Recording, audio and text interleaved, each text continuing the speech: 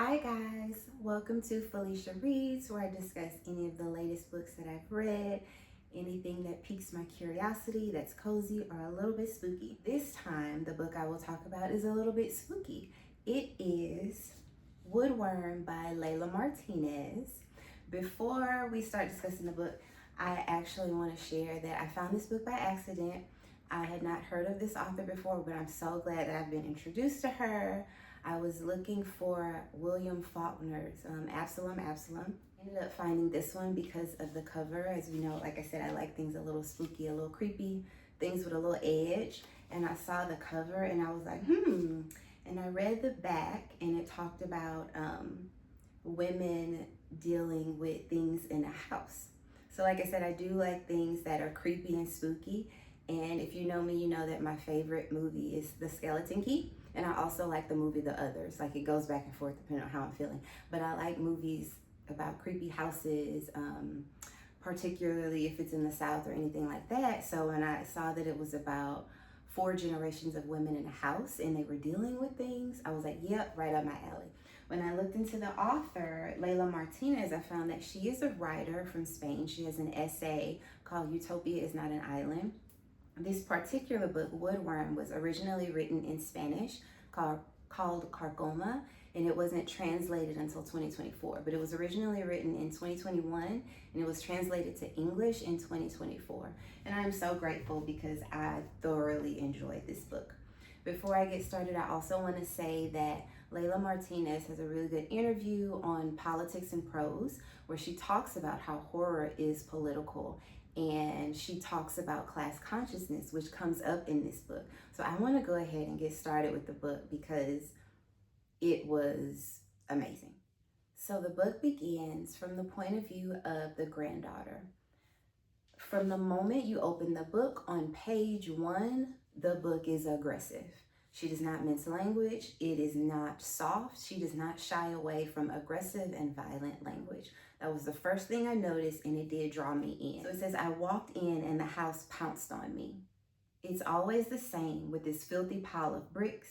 It leaps on whoever comes through the door and twists their guts till they can't even breathe. My mother used to say, this house makes your teeth fall out and your insides shrivel up. But my mother left a long time ago, and I don't remember her. Later on, you see words like drag, beat, shove. The granddaughter, her grandmother, comes into the home, like literally on page 2 and 3.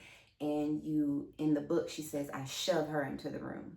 So immediately the book starts, and you already know the atmosphere. It sets the tone and it sets an atmosphere. And so then you're left wondering, okay, what is going on?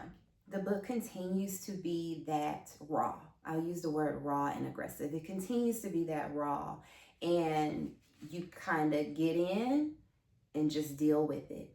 I really enjoyed that the author did that because I personally believe that she was doing that to let you know that you can't escape this book. You can't escape the realness, just like these women and this granddaughter cannot escape this home. I feel like she was like setting the tone of feeling stuck. So this aggressive tone is being set. This aggressive tone and this aggressive atmosphere is being set. While this is happening, still in chapter 1 and 2, you also begin to wonder what is going on and what are these women seeing. So you will hear them talk about their saints. Grandma is constantly praying to saints. She has the saints' pictures and their cards, but also they're seeing things. Immediately after you get used to, I don't know if you really get used to it, but once you realize, okay, this is the tone of the book, this is the language that's being used, you also begin to notice that they're seeing things. Granddaughter sees something, and the way she describes it, you're like, okay, is she seeing things because this is an angel? This is a part of them praying to the saints? Or is it something else? By the time chapter 2 hits, I found myself wondering, are they seeing things? Are these ghosts? Or something like ancestral things that they are calling upon for protection? Or are we dealing with mental illness here? So the way that it is written, I felt like was very intelligent because it slid between allowing you to figure out, are these ghosts? Or are these in their mind's eye? Like, is this something that's happening due to dementia? or possibly schizophrenia or anything like that? Or is this a spirit? And the reason why I say that it was intelligently done, because the writer makes mention of grandma forgetting things, and it makes the characters a little janky. And so you don't really know if you could trust the characters. Therefore, you don't know if you can trust if they are seeing what they're saying they're seeing. Before you get out of chapter 1, another layer on top of that. So you're dealing with all of this aggressiveness. It really feels like abuse is happening, or abuse is kind of the norm. Then you start dealing with, okay, there's some class conscious things going on here, because in one part she talks about eating and eating dinner, how they rarely eat, and if they do, they just eat whatever they can come by. She talks about grandma making the broth when she gets home, and she takes a handful of chickpeas and she just tosses them in there. She doesn't want to eat it. It makes her sick. But that might be the only thing that she can eat for a while. So I'm like, okay. And then you hear grandma talking about working for a family. Well, more specifically, you hear the granddaughter talking about working for a family. If I'm pronouncing this correctly, I think it's the Harables family. It's a more affluent family in the area, and they work for them. So then you start seeing, okay, another layer. So there's a class layer there. And before you leave the chapter, you find out that something happens to a little boy. We don't know who this little boy is. At the time, the granddaughter is calling the boy the boy. Something happened with the boy while the granddaughter was working for the family, and she was supposed to be watching this boy, but something happens, and you just end the chapter with a lot. Going into the next chapter, into chapter 2, the point of view changes to grandma. For the rest of the story, this will happen because, once again, it's 4 generations of women who've dealt with different things. As I was reading and I started hearing grandma's story and her background and how she was perceiving things, I got the sense that her, nor the granddaughter, like none of these women wanted pity. Pity is not a part of this. Specifically, one of the pieces of furniture that was a big deal was the wardrobe. They would see figures going in and out the wardrobe. Grandma tells a story of when she was younger, the wardrobe opened, and then when I went back and I read more on the author, just trying to find out more about her background, she said that what inspired her to write this story, which started as a short story and ended up being a novel, what inspired her was going to her grandmother's house in real life, and there was this wardrobe, and it really kind of creeped her out, and she was sleeping in the bed. And if I remember this story correctly, she said the wardrobe opened by itself, and it kind of inspired her to write this. So going back to the story, grandma is telling her point of view and how she grew up. Once again, beautifully done. I love how it would go into these happenings. I'm going to call them happenings, because we don't know if are they seeing these things, are they ghosts, what's really happening. So grandma is sharing about these happenings from when she's younger, but then she's also telling her story about how she grew up and what she saw from her mother and what her mother went through with her husband. So now there's this generational thing. I'm going to put down the spooky aspect because it was scary, but by the time chapter 4 came and mom pops back into the picture, because mom does come back. I'm not going to tell too much, but mom comes back at the very, very end of chapter 3, in the beginning of chapter 4, and you start learning about her story. But you start hearing about all these resentments. And what I mean by that is how horror is sometimes a part of our everyday life. It's not just ghosts. And particularly in this story, each one of the women, they ended up sabotaging the generation after. So for example, one of the stories is that the daughter had an opportunity to go to a nice school, and yes, the school costs. Of course, this family did not have that much money, but what was told to her was, go in, possibly we can get a scholarship. The mother did not want to, in the book she put beg. She didn't want to beg for a place. That same day, the daughter came home and she makes her go ask for a job to work in an affluent family's home. So she was okay with her, sorry, people driving by. She was okay with her begging for a job to work in someone else's home, but she was not okay with her asking for financial assistance to attend a very prestigious school in the city because they lived in a poor rural area. That's what I mean about sabotage. There were things that you could see in the book that were done indirectly due to trauma, but there were things that you could see came from resentment and, no, I didn't receive this opportunity, so I'm not going to give it to you. Or, I don't want you to leave.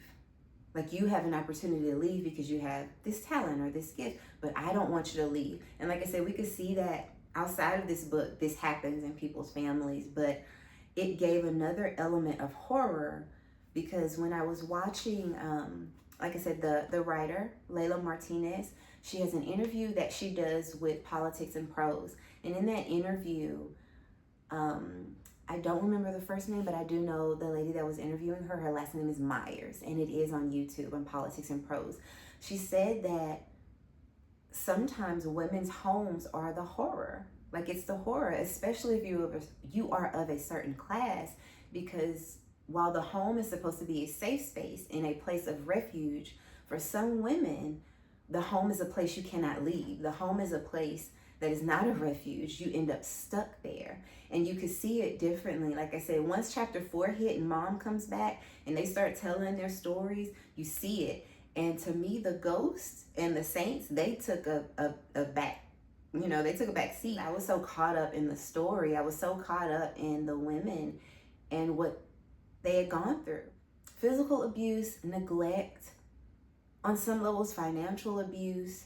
And all of these women, they ended up stuck in this house. In the beginning of the book, they talk about how the people would come by and throw bleach on their plants and things like that. They were pretty much this family that was cast out. Nobody really wanted to walk by their home. And so they already have this type of, their family has this stigma from the community. Well, after this little boy, something happens to this little boy and he goes missing, news reporters start coming to the home, and stories and rumors about this family is prevalent through the community. So it just gets a whole lot worse. The family's already outcast, but now people are making up stories. This family is full of witches. They did something to the boy, things like that. Particularly the grandmother and the granddaughter, they start to internalize it, and the resentment sits in them. Like they house the anger, not just in the home, but their body. The way the author writes it, you could feel it. This is the granddaughter. This is from her point of view. And she says, though it's not because we're born with something twisted inside, it twists up later, bit by bit, from all that gritting of the teeth. Just think of somebody constantly talking about you, whether it's bullying, gossiping, somebody outcasting you, not giving you a chance, just constantly pushing you out, dehumanizing you, not giving you dignity. Eventually you take that and you internalize it. And so the women in this family, they become what the people are claiming they are. And there is a part in one of the chapters where people come to them for what you would consider root work. Not in this culture, they wouldn't call it that, but just witchcraft, roots, different works, different spell, brujeria, that type of stuff. So they come to them and they kind of become this thing in the community. And in that part of the book, I like that they talk about that it's all this negative energy. We take the negative energy from the house. And so when people come to us and they're dealing with problems or they're dealing with their enemies, we could take the negative energy from the house that we house and use that, against other people and get money from it. So that was a small part of one of the chapters. But that's what I mean about there's just this stuckness. Like when you start to think that maybe this story could possibly be going in a different direction and there's some reprieve and there might be a little glimmer of sunshine. No, it's not. This will lead me into talking about the boy. I am not going to give the ending, but that did not end well either. And it was a twist in the end, because in the beginning, you think one thing, and then in the end, when you find out what happens to the little boy that she is to watch, you're like, oh, okay. I would say the only shed of light or form of light or breath of fresh air is that I enjoy that Martinez was truthful and shed light on class consciousness and how this could affect families.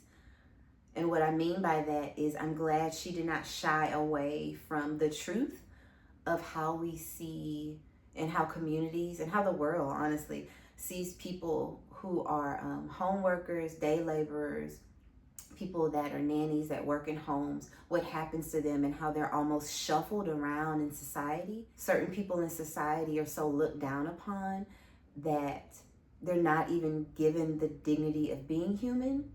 So they're not even given the dignity of having the opportunity to begin with. And I can think of maybe 2 times in this book where the women, as they were sharing their POVs, they had the opportunity for something good to happen.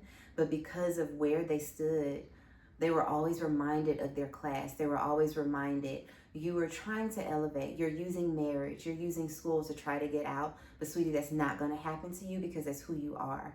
And I think that was scarier. Once again, like I said, I stopped thinking about the saints. I stopped thinking about the apparitions and the visions.